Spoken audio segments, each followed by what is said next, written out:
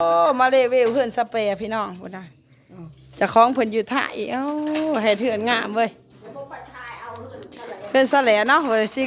พาไปเพื่อนสะแหลพี่น้องปะไปบางเพื่อนสะแหลพี่น้องบ่ทันได้เห็นข้างหน้าจักเถื่อแล้วนี่โอ้ยจะอย่าขี่แล้วสิมันสิตกว่าไงจะบ่ได้แกงลูกใจนะฮะหาจิตทาง มาบางเพื่อนกอพี่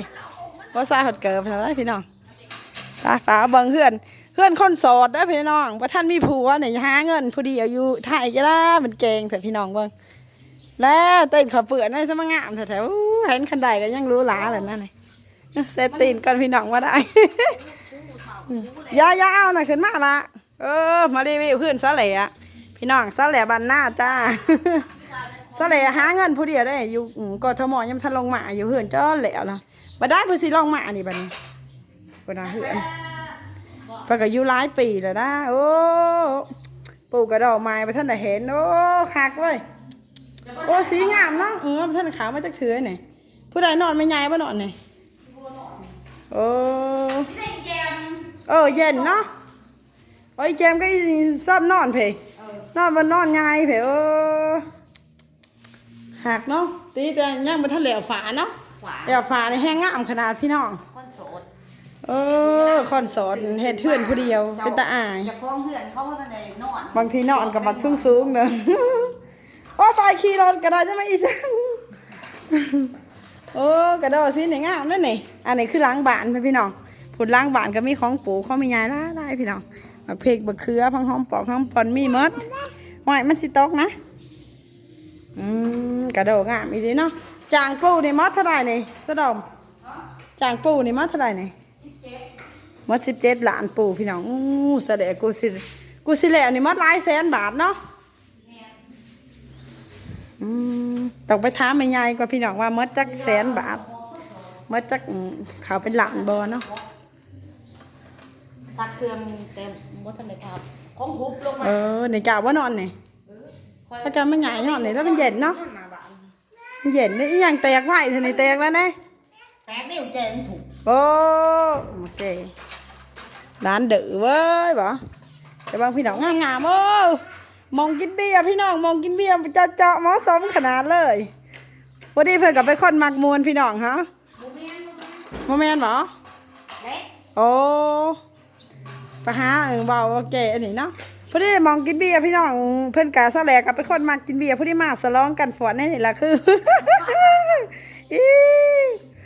ว่าการฝนนี่แหละแล้วไหนคักขนาดได้กันบอกอะไรก็ได้โอ้ประตูก็งามคักเนาะเสร็จแล้วพี่น้องเนาะไปหาเงินอยู่ประเทศไทยกับบางคนก็ได้บางคนก็บ่ได้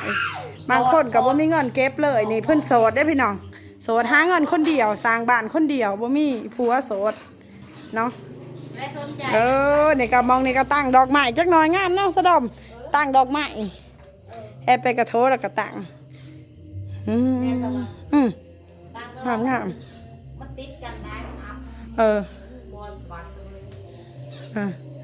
นี่ขั้นได้ของดินห้าเพียงนี่ฮะก็เลยมันบวบเนาะขั้นเสมอกันนะสะดมเนาะ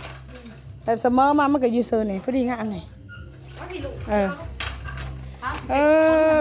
ป้างามพี่น้องบางเหือนขั้นได้สีเหือนไม่แต่เป็นยายบ่เหลือกเนี่ยพ่อยายจะคล้องคนเองโอ้จะคล้องผลเหลือกบางงั้นโทรศัพท์มานะจะคล้องผลเหลือกสีมาพี่น้องให้เอาแบบนี้เด้อบ่โอ้คักอีสาได้พี่น้องหาเงินคนเดียวโอ้ยรถอันไหนก็สิเป็นด้านนอกพี่น้องเนาะเห็นบ่พี่น้องงามบ่ไม่ยายเฮือนซะแหลมมาเท่าไหร่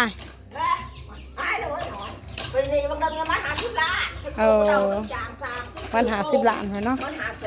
มันปีกายมัน50แต่3ครับปูอันเด้ปูกระเบื้องเท่าไรกระเบื้องจะกระเบื้อง17บ่เศร้า9 ล้านโอ้มาทั้งตรงทั้งสัก9 ล้าน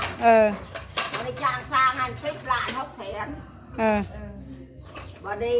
แต่ปีกายหันเด้ออันนี้ก็23ปีกายติดบ้านมันหลายแสนบาทเนาะหอดอยู่บ่ล้านไหมยายโอ้ตายมนรอดบักแก่น้ำบักเวียงท่าซีหายกามัด 3 ล้านหา เออ วันนี้3บางครั้งก็อีก3พันก็10เท่าไหร่7 ล้านก็ มีแต่10ปลาย20ปลายเนาะมันก็ โอ้ยมันสิขาว2-300เลยนะ โอ้เพื่อนก็งามเว้ยงาม แต่มันบ่แพง ต้องอีไปเอามาอีแหลมหัดไปเชิญทันขั้นคอยก็บาทนึงคอยอีแหลก็2 บาทอีไปอ่ะขายมัด นี่มัด3 บาท มัด3 ข้ามกับ3 บาทเนาะ เพิ่นไปแล้วบางนึงเพิ่นบ่ได้อันนั้นเพิ่นก็ค่าแทนแทนอีไปหัน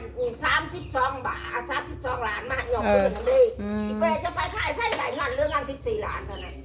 มาหยอกเพื่อนมัดต่างหาก60 ล้านหยอกสาวหยอกสัง นี่เนาะเพื่อนอันนี้ก็เป็นเพื่อนสเปรย์เพื่อนน้องสาวพี่น้องเลยเฮ็ดไม้คือการเฮ็ดปีนี้ ออกมาตลาดหยอกสาวทั้งเลยอ่ะชอบ หยอกสาว2 ปีกำลังมาเริ่มเฮ็ดเหมือนนี้เนาะเริ่มเฮ็ดบัดกระโดเพิ่นบ่ทันได้ปลูกเนาะ ท่านได้เป้า คอยไปหั่นแหล้วได้สำนี้ก็ไม่แห้งแล้วแหละ บ่ได้ชาว ได้สำนี้ก็ไม่แห้ง ยังอันนั้นเด้ดาดฟ้า ยังดาดฟ้าเนาะเพื่อนสะแหลเนาะ สิดาดฟ้า สะแหลคนโสดหาเงินผู้เดียวพี่น้องอยู่จักปีเลยแม่ยาย ฮะ จะอยู่จักปีล่ะ หยอกกัน บ่เพิ่นอยู่หั่นนะอยู่ไทยค่ะ พวกใดสั่งไปนี่ซ้ำแต่เพิ่นตะกี้ แต่ว่าเพิ่นก็มาคู่ปีเนาะ ตะกี้พวกตะคอยตี แต่ก่อนแม่ยายบ่ม่วนนี่หาเงินปัวแม่ยายมันหา 60,000 บาง3 ปี4 ปีมานี่แหละ พร้อมเงิน4 ปีมาพี่น้องได้เฮือนเป็นหลัง แม่ทำโน้นอย่างนี้ก็เท่าใดองบริษัท3 ซื้อดิน23ล้านทำเองเนาะซื้อเข้ากันกับเอ้ยน้อง ซ้อมมันก็เฮาเงินได้เงิน40 ปลายล้านก็หยอกซื้อเฮือนเพิ่นมาเพิ่นบ่อ่านบ่เอาเหลือซ้ำ แต่บ่เอา3เนาะ เนาะไปเองไป แค่นี้อยู่ไทยเนาะอีหยังว่าเรื่องผู้บอกผู้บ้านนี่บ่ได้อันนี้เนาะบ่คุยกับผู้บ้านเลยไปตาสิได้ผัวอย่าบ่ได้เฮ็ดเฮือนพี่น้องบ่ได้สนใจกับผู้บ่าวผู้แพ้วเลยพี่น้องมีแต่คนไว้แต่ว่ามักมวนอยู่นะเบิ่งเพิ่นว่าจะได้เบิ่งหมอดูหมอดาวพี่น้อง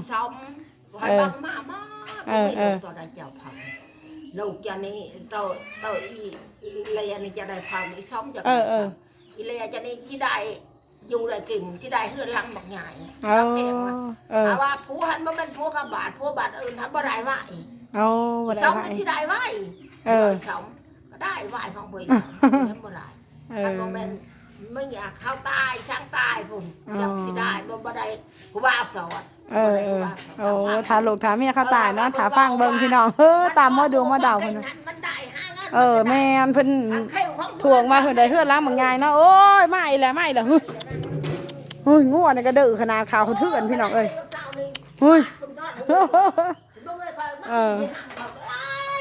เพิ่นได้กินแล้วเพิ่นหยามแล้วนี่งัวนี่เลยหาเงินเก่งขนาดขั้นไรเป็นเงินบาทในหอยหลายแสนหอดบ่หาแสนไหมไงบ่ถึงหาแสนเนาะแต่ก่อนบ่แพงเนาะจางมุม7 ล้านประมาณ2 แสนนี่แหละเนาะประมาณ2 แสนปลายเกือบ3พี่น้องเนาะกับประมาณนี้แหละก็ถือว่าได้เฮือนงามเพราะว่าเดือนในช่วงนี้ยังกับแพงได้เนาะบางตอนหันบ่แพงเลยช่วงนี้ยังกับแพงพี่น้องดีเจมัน8 ล้านพี่น้องของคนนะเท่าไรในบ้านประตูนี่ไง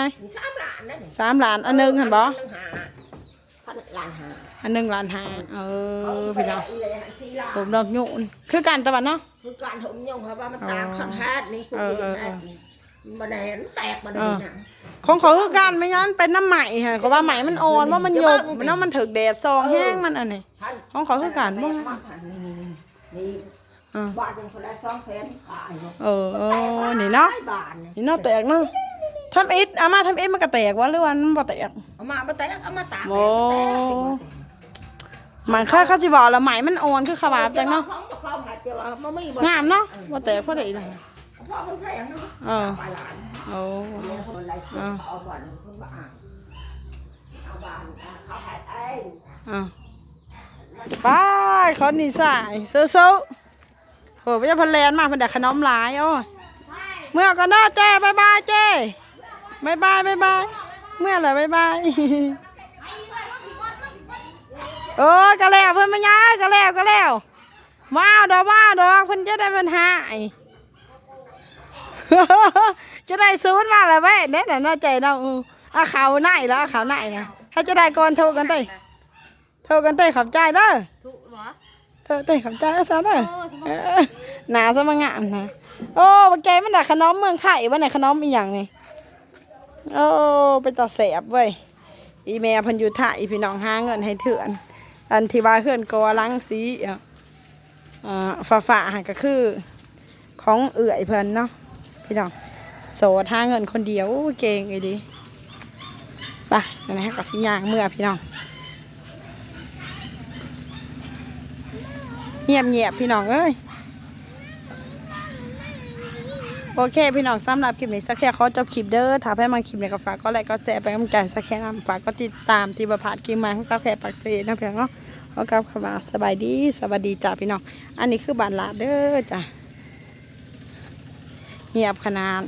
บางคนก็ไปโลกมันบางคนก็ไปตัดฟืนไปยังเนาะว่ามันมอเตรียมลงไห้ลงไหนเด้พี่น้องบางคนเขาก็ตัดไปให้ฟืนมันตายเลยตอนนี้ไปเด้อ